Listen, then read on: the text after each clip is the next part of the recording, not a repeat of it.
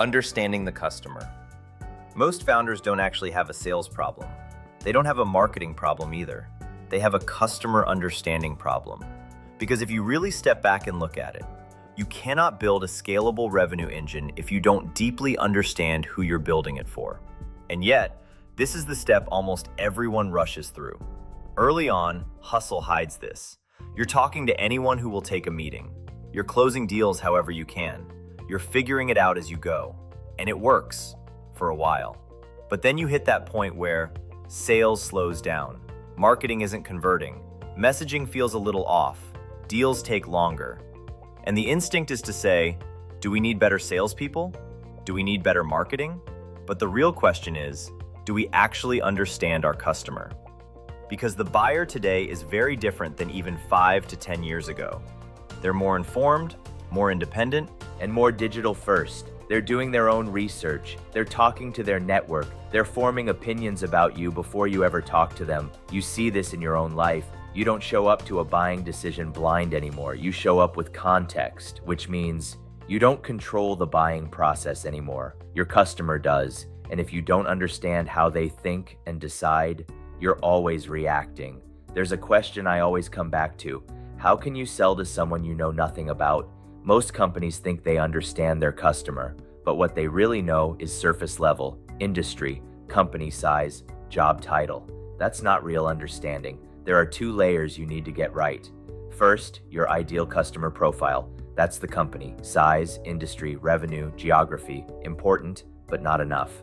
Second, the buyer, the actual human being inside that company. You need to understand, what are they responsible for? What are they trying to achieve? What pressure are they under? What are they worried about getting wrong? Because people don't buy your product. They buy based on their situation. Here's the biggest mistake I see. Companies guess.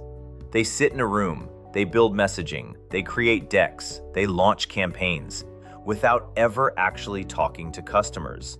They build an entire go-to-market strategy on assumptions, and then they wonder why it doesn't land.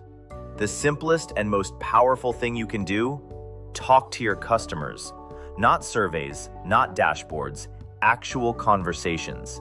Set up 5 or 6 conversations with new customers, long-term customers, even customers you lost, and ask, how did you find us? Why did you choose us? What almost stopped you? What keeps you here? What would you change? That alone will give you more clarity than most marketing strategies. Let me give you a quick example. Let's say you're in staffing. You might think your customer cares about speed and quality of candidates. Sounds right, but when you actually talk to them, you realize what they really care about is not making a bad hire, not looking bad internally, not creating more problems for their team. That's completely different.